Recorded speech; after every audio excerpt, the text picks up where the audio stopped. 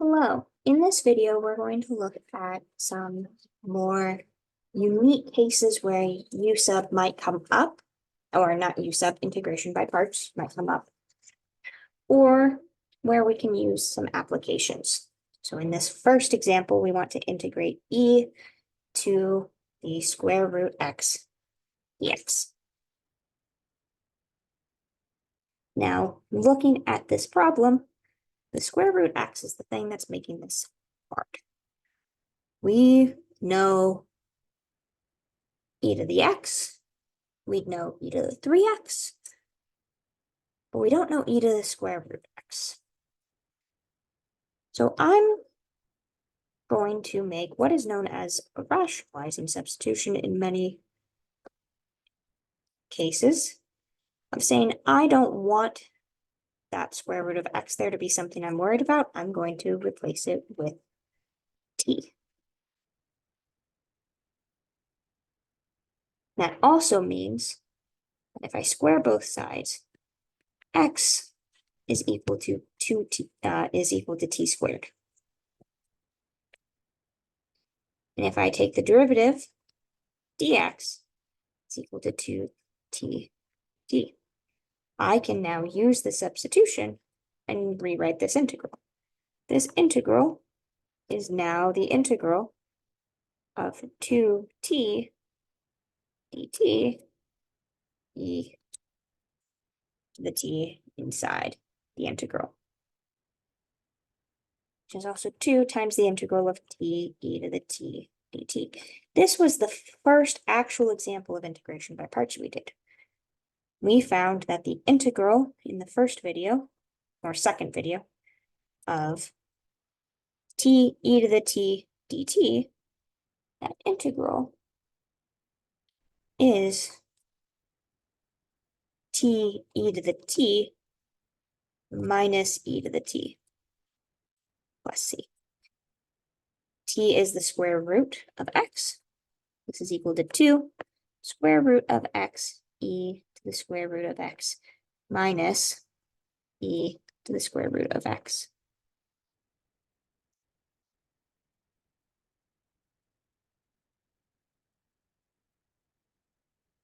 Plus c. And now, using IBP from a previous problem and a nice U-sub, or t substitution, we get the antiderivative of e to the square root of x. And now our last example is using this in a case of application. And we want to find the volume of a solid that is generated when the region bounded by f of x equals x times the square root of natural log of x. And the x-axis on 1 to e squared is revolved about the x-axis. Going around the x-axis, and we're already in terms of x. And since we're not told what method to use, because the terms we're in and the axis we're rotating it about match, the easiest thing to use is going to be the disks method.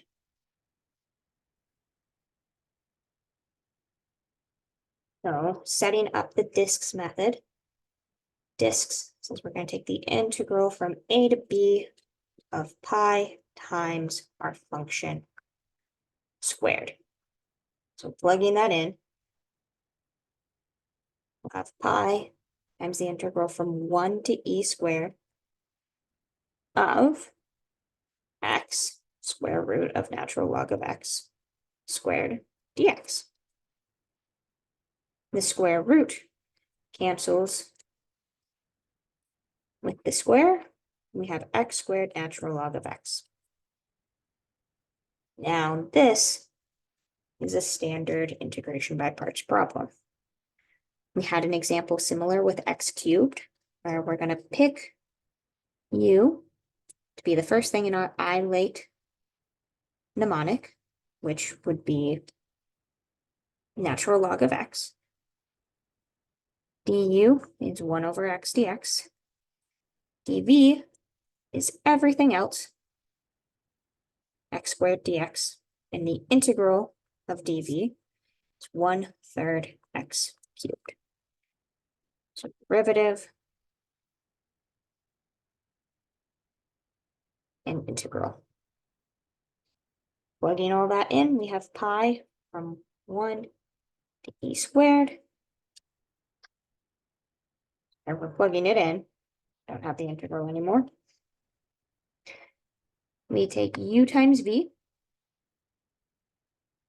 1/3 x cubed, natural log of x, minus, now we have an integral, 1 to e squared of 1/3 x cubed times 1/x dx. And this is 1 to e squared.